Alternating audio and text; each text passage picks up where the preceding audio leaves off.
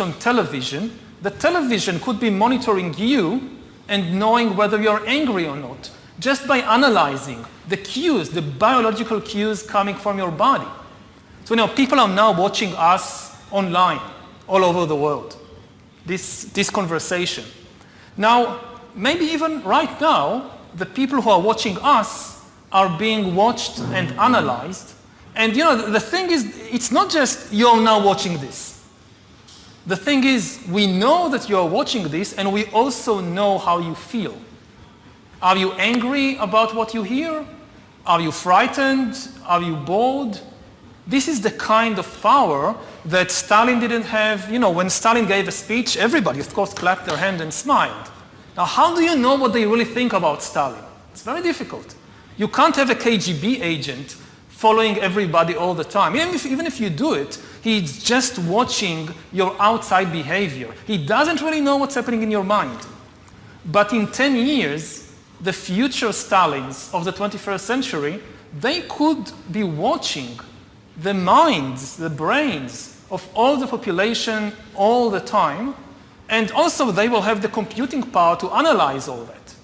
It's not just having an agent following everybody all the time. The agent in Stalin's days writes a paper report, and you have these millions of paper reports piling up in Moscow. Somebody needs to read them, to analyze them. That's impossible. Now you don't need human agents. You don't need human analyzers. You just have a lot of sensors and an AI which analyzes it, and that's it. You have the worst totalitarian regime in history.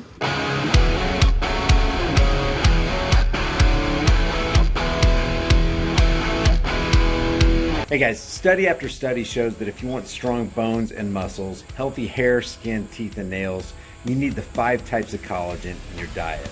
I get mine from BioTrust. I've got a link in the description with a massive discount, and it'll tell you all about it. One thing you absolutely don't like about New York City? There's a lot of things I don't like about New York City. You know what I don't like? They're always talking about the homeless and how New York City gets billions of dollars every year from federal government, state money to take care of the homeless. And it's got to be about $1 billion a year. And it's not even, I don't think, 100,000, maybe 200,000 homeless. Let's give it 200,000. $1 billion, 100,000 empty buildings in New York. They can just renovate them, but they'll take that money and buy a new van, get a kitchen somewhere, and get a paper bag, put a peanut butter and jelly sandwich in it, an apple and an apple juice, and ride around and give it to you. And I'm wondering, I'm not wondering, I know, it's a business. They don't care about the homeless. They care about the business. It's a business. And everybody is using the homeless, especially the city. I'm saying the city, the government is using the homeless to line their pockets. That's exactly what, so I don't like that.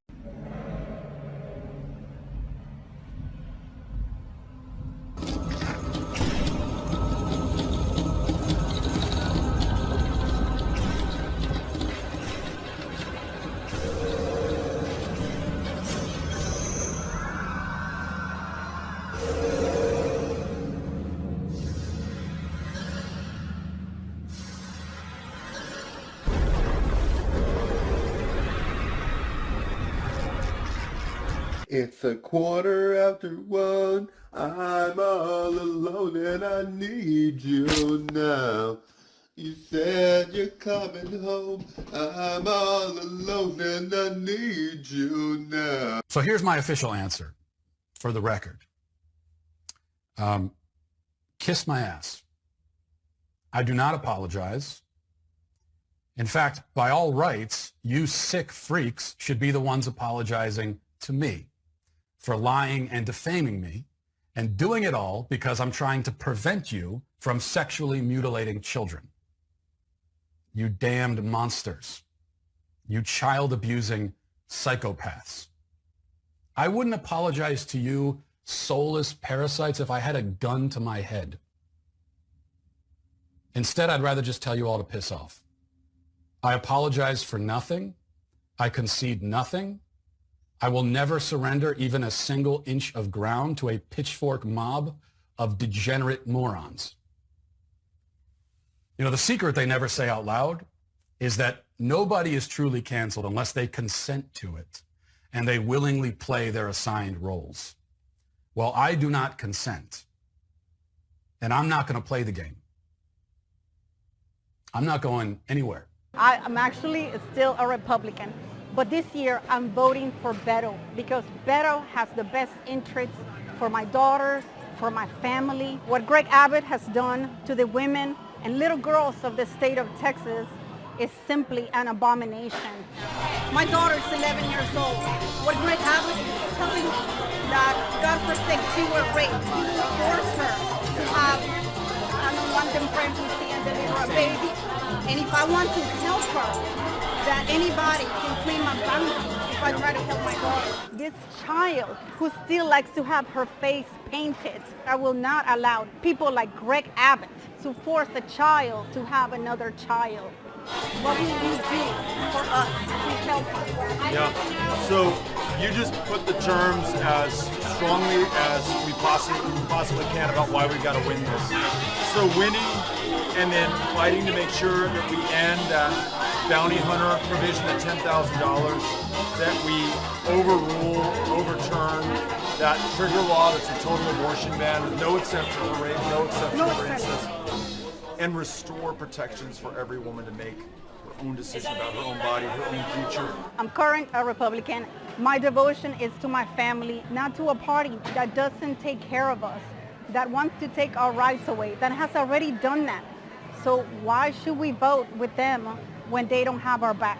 Beto, in his heart, has the best interest for my daughters, for myself, for my mothers, for my sisters, for every woman in the family, for every woman in Texas.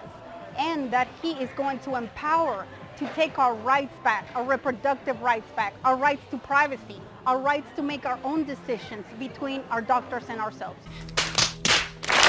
There we go. Hi. Hi, Congresswoman. Hi. Good to see you again. Nice to see you.